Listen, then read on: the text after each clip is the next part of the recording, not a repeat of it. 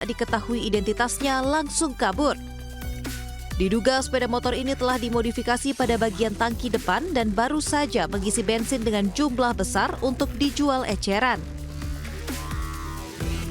Sejumlah warga yang berada di lokasi tak berani mendekat. Api baru dapat dipadamkan setelah warga menggunakan alat pemadam api dari minimarket yang tidak jauh dari lokasi. Itu langsung turun ya dia ya, langsung turun. Pas diteriakin dari sini, diteriakin kebakaran sepeda motornya. Sepeda motor apa itu, Mas? Sepeda motor tender. Itu milik orang mana katanya? Waduh, kurang tahu. Orangnya kabur soalnya. Oh, kabur? Iya. Itu berhenti atau gimana waktu itu? Waktu itu berhenti dia. Terus? Berhenti, terus dia narik selang. Suruh pakai air kan. Nggak bisa. Airnya cuma keluar sedikit-sedikit, Pak. Guna penyelidikan, petugas kepolisian Polsek Ngoro, Kabupaten Mojokerto yang datang ke lokasi langsung mengevakuasi motor jenis Suzuki Thunder tersebut ke Mapolsek.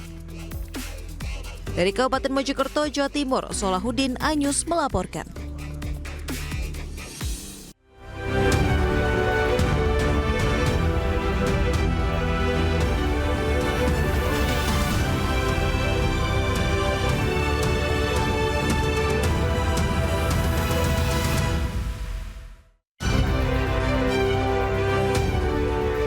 Tiga orang ditangkap usai viral melecehkan turis wanita asal Singapura yang sedang membuat konten.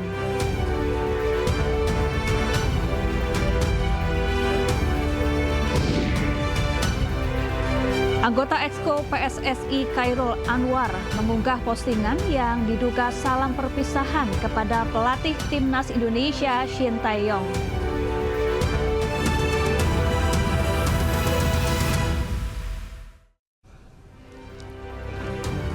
Halo, selamat malam pemirsa. Banjir bandang menerjang permukiman warga di Kabupaten Tuban, Jawa Timur. Derasnya banjir membuat warga panik saat menyaksikan rumah mereka terendam. Bersama saya Syafaati Suryo, inilah iNews Malam selengkapnya.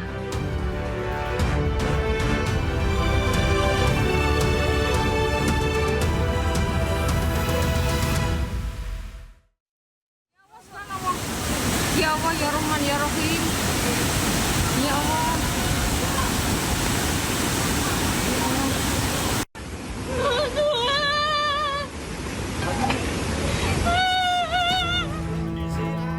Beginilah kepanikan warga saat banjir bandang yang menerjang pemukiman warga di Desa Rengel, Kecamatan Rengel, Kabupaten Tuban, Jawa Timur.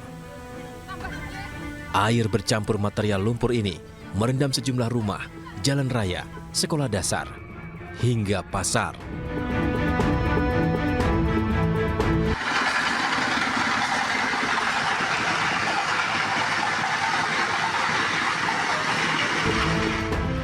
Besarnya volume air yang mencapai dada orang dewasa mengalir kencang dan menghanyutkan karung-karung tanggul. Selain merendam pemukiman, banjir juga sempat merendam akses jalan yang menghubungkan wilayah Kabupaten Tuban dengan Kabupaten Bojonegoro. Akibatnya, arus lalu lintas sempat terganggu. Tingginya intensitas hujan yang terjadi membuat volume air di sungai meluap dan mengalir deras menuju permukiman warga di Desa Rengel.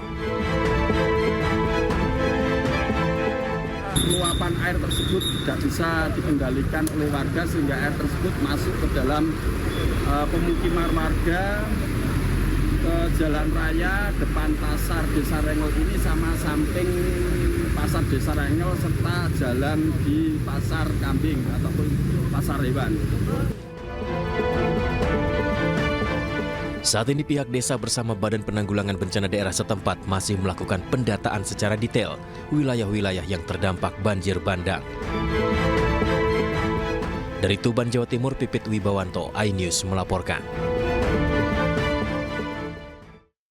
Pemirsa, dua pencuri motor bersenjata tajam nekat beraksi sore hari di permukiman padat penduduk di Sawah Besar, Jakarta Pusat. Warga yang memergoki aksi pencurian tersebut langsung mengejar kedua pelaku.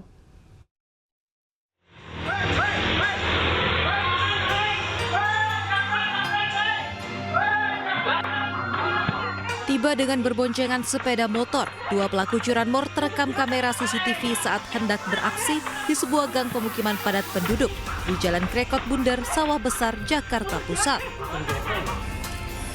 Satu pelaku berbaju hitam turun dan langsung mendekati sepeda motor incarannya yang terparkir di depan rumah, sementara rekannya mengawasi situasi sekitar. Hanya membutuhkan waktu kurang dari 2 menit, pelaku berhasil membawa kabur sepeda motor Matic milik warga. Korban yang menyadari sepeda motornya telah dibawa kabur langsung mengejar pelaku sambil berteriak meminta pertolongan. Seketika warga pun beramai-ramai ikut melakukan pengejaran hingga keluar gang. Namun sayang, kedua pelaku berhasil kabur. Posisi di depan rumah motor, orang yang mau maling bolak-balik.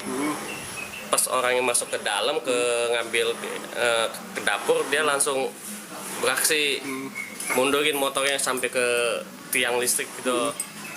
Pas ketemu orangnya, dia bilang itu motor saya mau bawa kemana katanya. Motor lah itu bau diuber sama orangnya.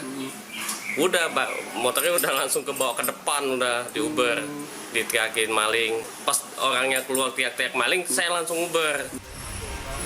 Kedua pelaku diduga merupakan kawanan curanmor bersenjata tajam yang tak segan melukai korbannya jika terpergok.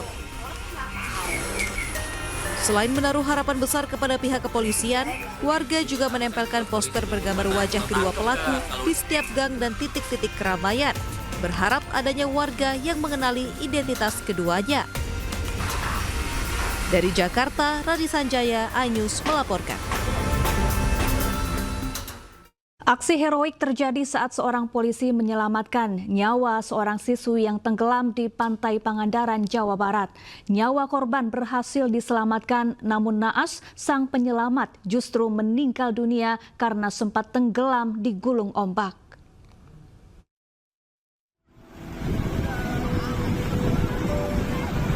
Seorang pelajar, Safina Azahra, warga Salawu, Tasikmalaya, tenggelam dan terseret arus ombak hingga 40 meter ke tengah laut di Pantai Barat, Pangandaran, Jawa Barat. Mengetahui peristiwa tersebut, Bribka Anitya Munartono yang tengah berwisata dengan keluarganya terjun ke laut untuk menyelamatkan korban. Dibantu nelayan, tubuh korban berhasil dievakuasi ke darat, namun nahas Bribka Anitya justru sempat tenggelam di gulung ombak. Tubuh Bribka Anditya kemudian ditemukan dalam keadaan kritis oleh rekan-rekannya. Anggota Polsek Pageragang ini meninggal saat dievakuasi menuju RSUD Pandega, Pangandaran.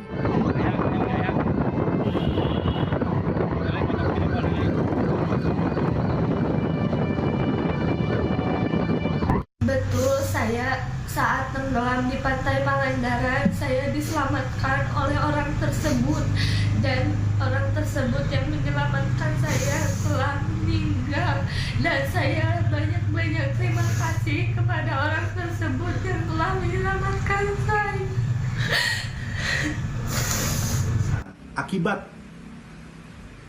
kelelahan, Bribka Anditya dan Ananda Sepina Azahra dilakukan pertolongan pertama oleh petugas Satpol Air Polres Pangandaran dan Balawista, dibantu juga oleh petugas lainnya. Selanjutnya dibawa ke Rumah Sakit Pandega, Pangandaran. Bribka Anditya wafat di perjalanan menuju rumah sakit. Kini jasad Bribka Anditya Munartono telah dimakamkan di kampung halamannya. Dari Pangandaran, Jawa Barat, Irfan Ramdiansyah, iNews melaporkan. Pemirsa, seorang turis wanita asal Singapura dilecehkan saat ngevlog di Jalan Braga, Bandung. Polisi bergerak cepat dengan menangkap 3 orang pelaku.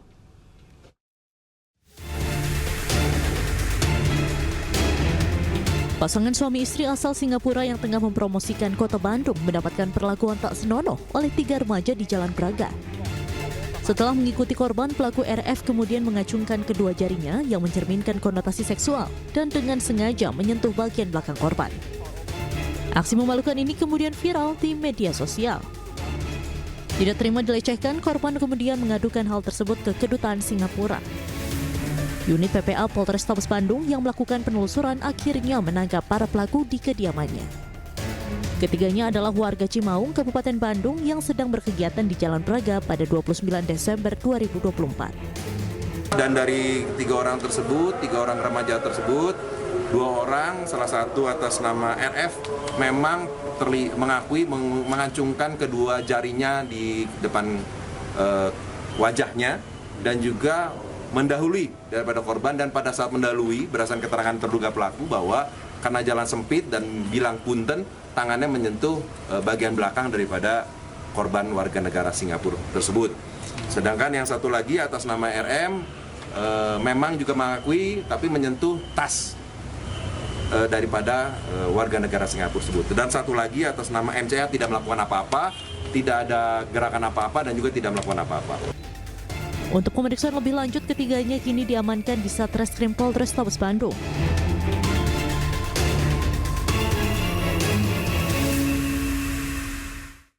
Pemirsa, polisi menangkap terduga pelaku yang terlibat dalam penembakan bos rental mobil di res area kilometer 45 Tol Tangerang Merak. Pelaku merupakan penyewa pertama mobil rental dan terduga pelaku lainnya merupakan oknum TNI Angkatan Laut. Ya udah pakai itu aja pakai. Ini apa siapa? HP-nya apa tadi? Satreskrim Polresta Tangerang mengamankan 2 terduga pelaku dalam kasus penembakan di res area Tol Tangerang Merak, Kecamatan Jayanti, Kabupaten Tangerang, Banten. Pelaku pertama berinisial AS. AS diamankan saat sedang bersembunyi di daerah Pandeglang, Banten. AS merupakan penyewa mobil pertama yang datang ke rental mobil milik Ilyas Abdurrahman di kawasan Rajek, Kabupaten Tangerang pada 30 Desember lalu. Selain AS, satu terduga pelaku penembakan merupakan oknum dari TNI Angkatan Laut yang saat ini diamankan di Pusat Polisi Militer Puspom TNI. Pihak Polresta Tangerang masih melakukan koordinasi dengan Puspom TNI untuk mendalami keterlibatan dan peran dari oknum anggota TNI Angkatan Laut tersebut.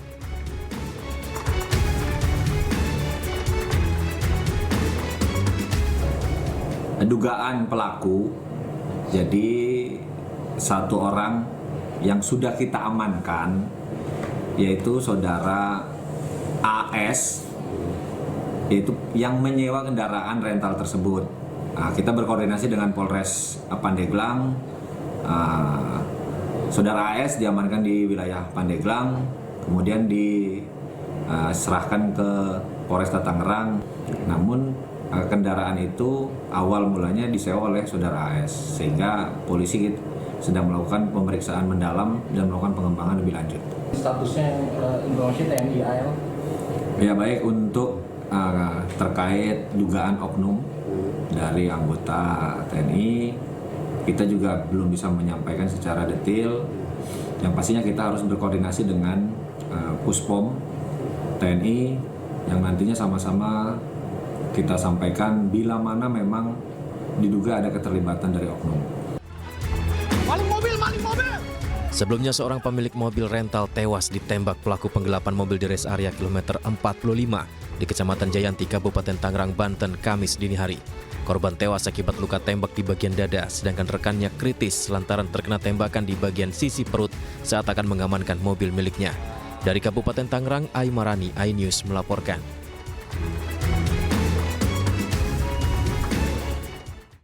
Sementara itu, polisi mengakui korban dan anaknya sempat mendatangi Polsek Cinangka, Kabupaten Serang untuk meminta bantuan. Namun ditolak lantaran tak ada kelengkapan dokumen mobil yang dibawa kabur pelaku. Bersangkutan memohon, meminta untuk pendampingan dari personil kita. Ya tentunya personil kita yang paling utama adalah menanyakan legalitas ataupun identitas daripada kendaraan yang akan ditarik itu. Kemudian dalam masalahnya masalah apa? Saya kira itu wajar karena untuk mengetahui kira-kira apa nih permasalahannya gitu loh. Nah, kemudian ketika itu ditanyakan, rupanya yang bersangkutan memburu waktu atau tergesa-gesa sehingga tidak sempat menunjukkan dokumen yang diminta oleh petugas. Tidak ada sedikit pun maksud untuk melakukan penolakan terhadap permintaan atau permohonan dari siapapun yang yang meminta pendampingan. Namun kami juga tidak mau melanggar aturan atau melanggar hukum, karena ini berkenaan dengan upaya paksa. Ya. Jadi saat itu ditawarkan oleh anggota kita untuk kepada yang bersangkutan untuk membuat laporan polisi sebagai dasar untuk melaksanakan penarikan mobil tersebut. Namun demikian saat itu yang bersangkutan tergesa-gesa sehingga akhirnya lanjut keluar lagi. Ya, klaim polisi tak mendampingi karena korban tidak membawa dokumen kelengkapan kendaraan yang hilang dibantah anak korban. Anak korban menegaskan mereka telah menunjukkan dokumen kendaraan yang dicuri namun diabaikan. Langsung ke bagian Anda meminta perlindungan di Polsek Cinangka. Ini ketika Anda minta perlindungan, alasan dari polisi adalah tidak membawa dokumen, Mas Agam. Betulkah? Karena kata Anda sudah membawa semuanya, katanya Mas Agam. Salah sekali itu, salah sekali. Karena saya sudah menjelaskan waktu saya datang. Jadi dalam perjalanan pengejaran mobil itu kan kabur. Saya mengikuti arah ke Pantai Cerita, Pantai Anyer. Ya. Saya melihat mobil itu berhenti di Pantai Anyer, di Pasar Anyer. Saya mengecek Google Maps polsek terdekat karena sebelumnya saya sudah berkomunikasi sama ayah saya bahwa mobil ini berhenti di mana, kita ke polsek atau polres terdekat, kata ayah saya kan seperti itu. Kemudian mobil itu pun berhenti di Pasar Anyar. Di dekat Pasar Anyar ada Polsek Cinangka, sekitar 2 km dari lokasi mobil berhenti. Di situ ada petugas penjaga. Saya bilang, izin mohon bantuannya Pak, saya ini dari rental mobil. Mobil saya dibawa kabur sama orang, GPS sudah dicabut. Tinggal satu lagi GPS saya di sini. Saya minta pendampingan untuk mengambil unit saya. Bapak saya bilang seperti itu. Iya. Waktu itu dari petugas itu bilang, ini dari leasing ya, katanya seperti itu kan. Iya. Saya bilang, bukan Pak, ini bukan leasing. Ini saya bawa berkas, bukan saya ini rental mobil, korban, mobil saya dibawa kabur. Saya bawa surat-suratnya, bawa BPKB asli, STNK asli, dan kunci serep. Ya. Karena STNK asli pun saya bawa, kalau rental mobil tuh saya nggak ngasih STNK asli, ada surat rentalnya, surat jalannya. Ya. Gitu. Saya ngomong seperti itu, kemudian dari anggota yang jaga, baik saya koordinasikan dulu ke Kapolsek. Ya. Waktu Kapolsek, koordinasi Kapolsek, saya kan di depan apa pintu masuk Polsek. Mereka masuk ke dalam untuk konfirmasi untuk ke Kapolsek kemungkinan. Terus waktu itu malah dibilang gimana kelanjutannya? Maaf saya nggak bisa mendampingi. Lah kenapa nggak bisa mendampingi? Saya bilang seperti itu. Ya. Ini kan polisi, institusi yang mengayomi masyarakat. Maling mobil. Seperti itu. Oke. Ya nggak bisa, karena Kapolsek nggak bisa mendampingi. Jadi saya nggak bisa jalan kalau tidak ada perintah. Kurang lebih bahasanya seperti itu. Ya, tapi Mas Agam waktu itu tidak ada kejelasan alasannya kenapa Pak Kapolsek enggan untuk mendampingi. Nah, setelah dia menolak, saya mau mengecek GPS lagi mobil itu. Waktu itu berhenti lama di situ sekitar 30 menitan. Saya mengecek, saya mengasih tahu ke ayah saya, ya ini mobil udah jalan lagi. Sedangkan di sini tidak ada kejelasan di Polsek Cinangka. Ya udah kalau emang di sini nggak ada, saya beri saran kayak saya ikutin mobil lagi. Nanti di Polsek atau Polres terdekat kita melakukan hal yang sama, niatnya seperti itu tadinya. Oke, jadi memang tidak ada kejelasan alasan apa yang kemudian membuat polisi menolak ya? Buntut penembakan bos rental mobil di res area tol Tangerang Merak, Kapolsek Cinangka dan 3 personelnya diperiksa Propam Polres Cilegon dan Polda Banten. Pemeriksaan dilakukan karena diduga ada penolakan pendampingan dari Polsek Cinangka sebelum peristiwa penembakan tersebut. Ini tuh segera itu ya. Itu dia, Kasus penembakan bos rental mobil hingga tewas di res area tol Tangerang Merak berbuntut panjang.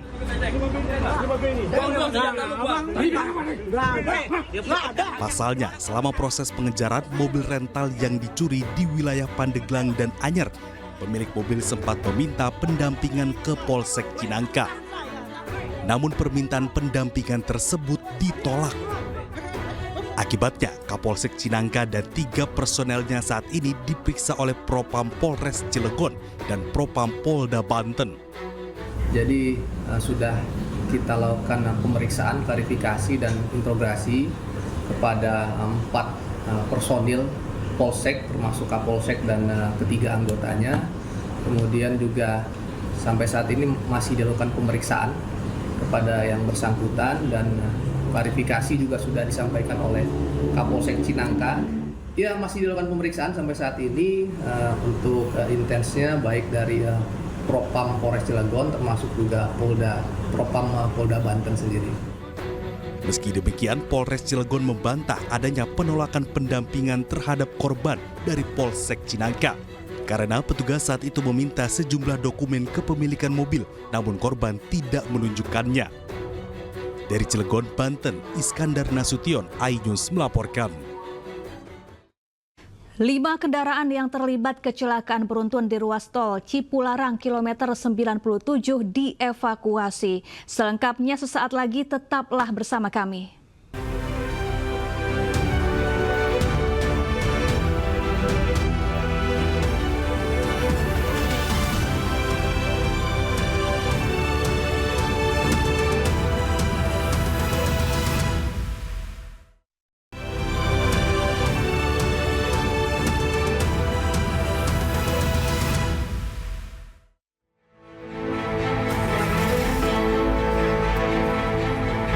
Petugas Derek Tol Cipularang bersama polisi memindahkan satu persatu kendaraan yang terlibat kecelakaan di ruas tol Cipularang arah Jakarta menuju Bandung kilometer 97-200 Darang dan Purwakarta, Jawa Barat ke Polderek depan gerbang tol Jatiluhur Purwakarta Minggu siang.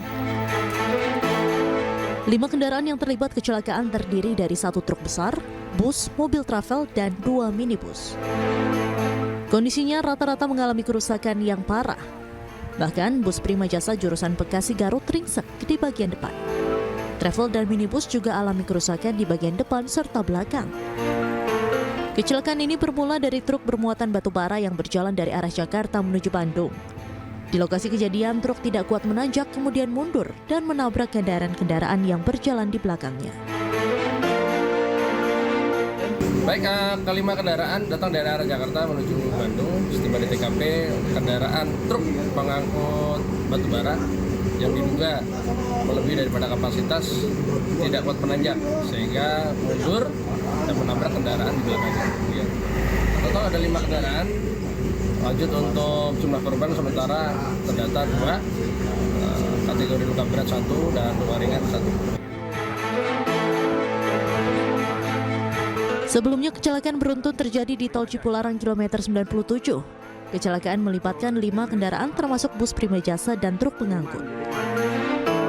Tidak ada korban jiwa dalam kejadian tersebut, namun 2 korban kecelakaan yang mengalami luka-luka saat ini tengah menjalani perawatan medis di Rumah Sakit Abdul Rajak, Purwakarta.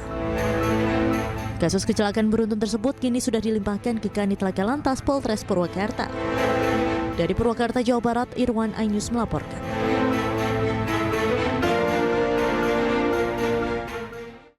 Pemirsa, lalu lintas di gerbang tol Cikampek Utama mengalami kenaikan yang signifikan namun masih terpantau kondusif. Sejak pagi hingga malam hari ini terpantau 29.000 lebih kendaraan melintasi gerbang tol Cikatama menuju Jakarta. Lalu lintas di gerbang tol Cikampek Utama menuju ke arah Jakarta ramai lancar. Tidak ada antrean kendaraan yang terjadi di gerbang tol Cikatama. Jasa Marga mencatat kenaikan yang signifikan hingga malam hari ini, mengingat esok hari sebagian masyarakat sudah mulai beraktivitas seperti biasa. Setidaknya sudah ada 29.000 lebih pemudik yang terpantau melintasi gerbang tol Cikatama hingga malam hari ini. Dan diprediksi angka ini masih terus bertambah. Belum ada rekayasa lalu lintas yang diberlakukan oleh polisi maupun Jasa Marga, mengingat volume kendaraan yang melintas tidak terlalu padat.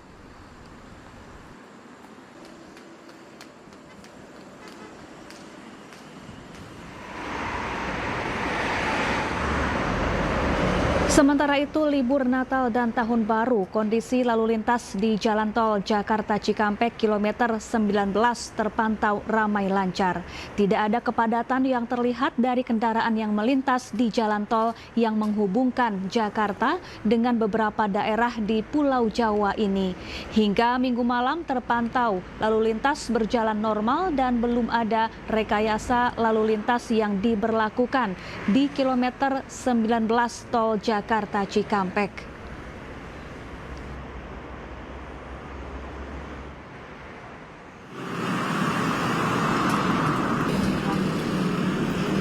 Jelang berakhirnya masa libur panjang Natal dan Tahun Baru, kawasan wisata Puncak ramai wisatawan. Hal ini karena Puncak masih menjadi destinasi wisata favorit masyarakat. Dari pantauan udara, arus lalu lintas di kawasan Simpang Gadok terpantau ramai lancar di kedua arah. Meski begitu, Satlantas Polres Bogor memprediksi jumlah volume kendaraan yang akan turun ke arah Jakarta akan jauh lebih banyak dibandingkan arah sebaliknya.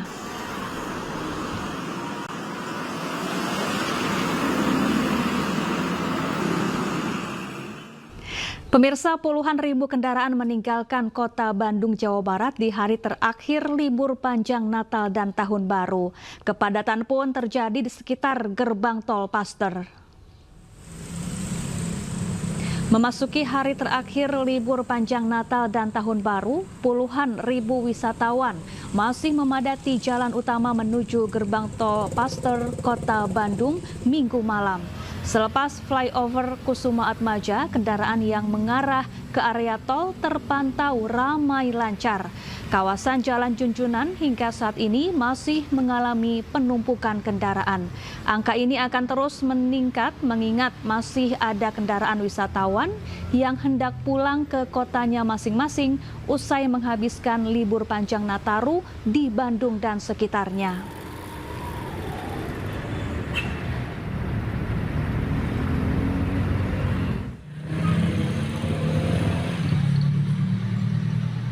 Sementara itu, sore tadi arus balik Nataru di jalur Pantura, Kota Tegal, Jawa Tengah juga dipadati kendaraan pemudik dan wisatawan. Volume kendaraan didominasi mobil pribadi dan bus antar kota antar provinsi. Kepadatan pun terjadi di sejumlah titik, diantaranya di Simpang 4 Maya Tegal dan kawasan wisata Guci. Polisi pun berjaga di sejumlah titik untuk mengurai kepadatan agar lalu lintas tetap ramai lancar.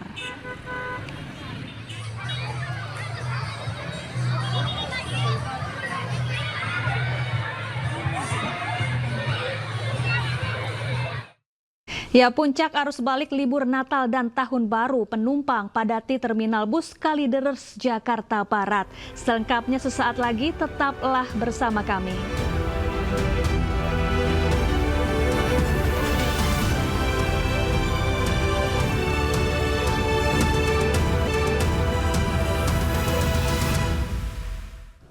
Pemirsa, kepadatan arus balik libur Natal dan Tahun Baru terjadi di Bandara Soekarno-Hatta, Tangerang, Banten.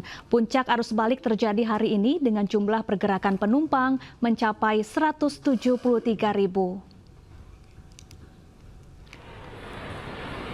Kepadatan arus balik penumpang juga terjadi di Bandara Soekarno-Hatta, Tangerang, Banten.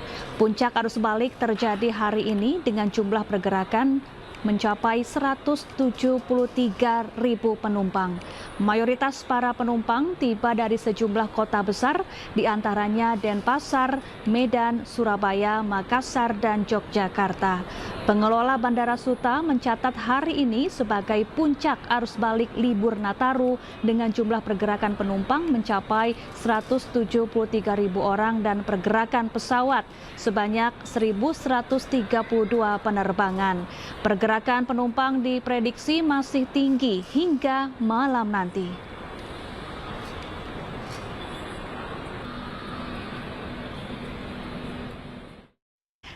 Sekitar 44.000 penumpang kembali ke Jakarta melalui stasiun Pasar Senen. PT KAI Daop 1 Jakarta memprediksi puncak arus balik terjadi pada hari ini 5 Januari 2025.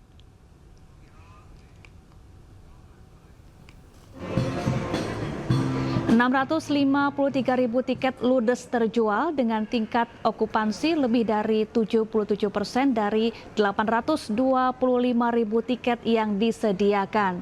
Jumlahnya akan terus meningkat mengingat penjualan Go Show masih dilayani. Selama 18 hari libur Nataru 19 Desember 2024 hingga 5 Januari 2025, PT KAI memberangkatkan 88 kereta api dengan 1.576 perjalanan dengan tujuan favorit yakni Yogyakarta, Semarang, Surabaya, dan Bandung.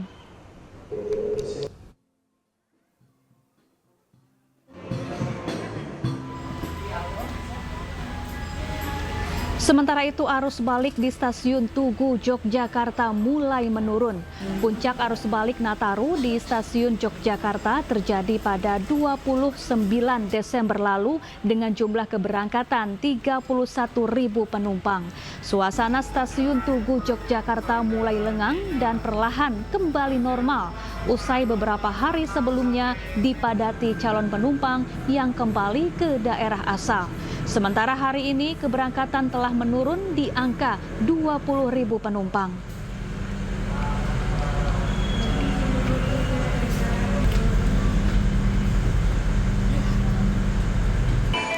Pemirsa, ribuan pemudik memadati Pelabuhan Laurentius Sai Maumere, Kabupaten Sika, Nusa Tenggara Timur. Para pemudik akan menyeberang ke Kalimantan dan Sulawesi.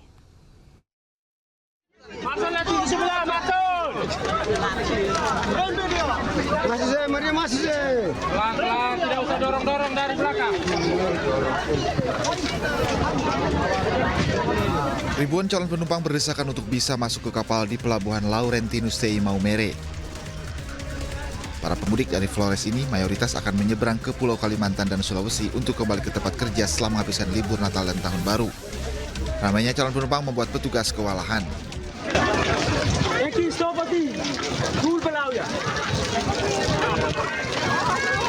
Kepala Pelni Maumere, Gervasius Apul menyebut tanggal 5 Januari ini merupakan puncak arus balik Nataru. Pihaknya menyebut sekitar 1.971 pemudik menyeberang dari Pelabuhan Laurentius Sai Maumere. Dengan keberangkatan KM Bukit Sikuntang pada hari ini, penumpang yang naik adalah 1.971, sedangkan yang turun pada hari ini 840. Ini arus balik atau gimana, Pak? Menurut kami, ini sudah arus balik paling tinggi. Apakah ada kemungkinan ada kapal yang akan masuk lagi dalam 1-2 hari? Betul, ada tanggal 6, besok ada. Lalu paling banyak ya penumpang arus balik? Betul, dari pelayaran kita mulai dari Desember sampai Januari ini, yang paling banyak mengangkut itu adalah KMK. Pihak Pelni menjelaskan mayoritas penumpang tujuan Pulau Kalimantan dan Makassar. Dari Sika, Nusa Tenggara Timur, Joni Nura, iNews melaporkan. Ya, arus balik libur Natal dan Tahun Baru penumpang padati Terminal Bus Kalideres, Jakarta Barat. Puncak arus balik di Terminal Kalideres diprediksi terjadi hingga Minggu malam.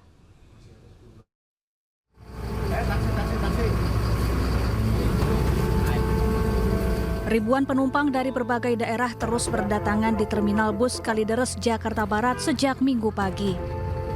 Mayoritas penumpang memilih pulang hari ini setelah menikmati libur akhir tahun karena besok anak-anak mulai masuk sekolah. Namun tak sedikit penumpang yang baru berangkat dari Terminal Kalideres ke sejumlah daerah di Jawa Tengah dan Jawa Timur setelah mudik ke Jakarta. Bumi Ayu. Dalam rangka untuk pulang kampung. Sama siapa, Pak? Sama anak aja berdua. Berdua aja. Anaknya 2, 3 tadinya. Mbak, kenapa pulang ke kampung, Mbak? Baru hari ini? Ya, anaknya maunya sekarang. Sementara itu, pihak Terminal Bus Kalideres memprediksi puncak arus balik libur Nataru akan terjadi pada Minggu malam. Untuk kondisi arus balik di Terminal Kalideres dari jam 1 dini hari sampai pagi ini mungkin sudah sekitar 50 bus yang masuk. Sekarang untuk puncak arus balik sendiri di terminal ini pada hari ini atau kapan, Pak? Diperkirakan nanti malam. Selain mempersiapkan posko kesehatan bagi penumpang yang baru saja tiba di Jakarta, pengelola terminal juga telah menyiapkan angkutan malam hari atau AMARI. Dari Jakarta, Miftahul Gani, iNews melaporkan. Pemirsa, pemerintah berencana menutup operasional stasiun KRL Karet pada tahun ini karena dinilai tak lagi efektif untuk naik turun penumpang. Sementara wacana ini mendapat penolakan keras dari para pengguna kereta komuter lain.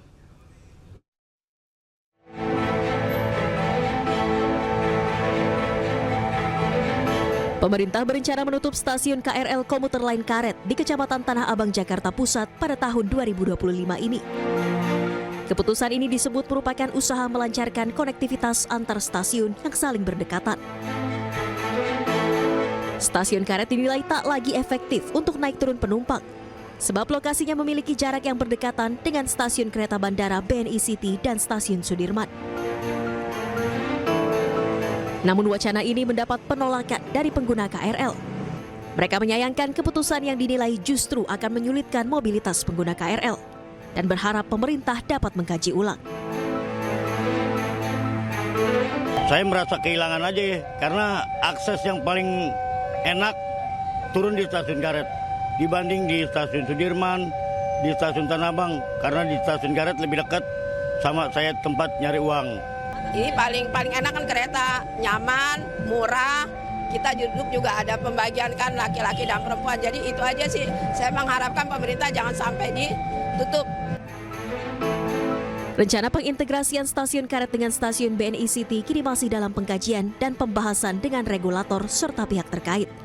Sehingga penutupan operasional stasiun Karet belum akan diberlakukan dalam waktu dekat. Dari Jakarta, Tim Liputan iNews melaporkan. Kebakaran.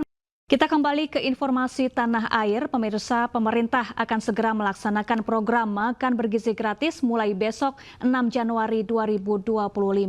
Hal itu diumumkan usai rapat terbatas menteri dengan Presiden Prabowo Subianto di Istana Kepresidenan Bogor Jumat lalu.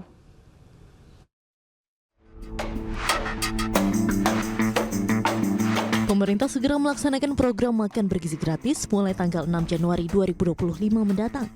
Hal itu diumumkan usai rapat terbatas menteri dengan Presiden Prabowo Subianto di Istana Kepresidenan Bogor Jumat lalu. Wakil Presiden Gibran Rakabuming Raka menghadiri langsung rapat terbatas terkait program makan bergizi gratis itu.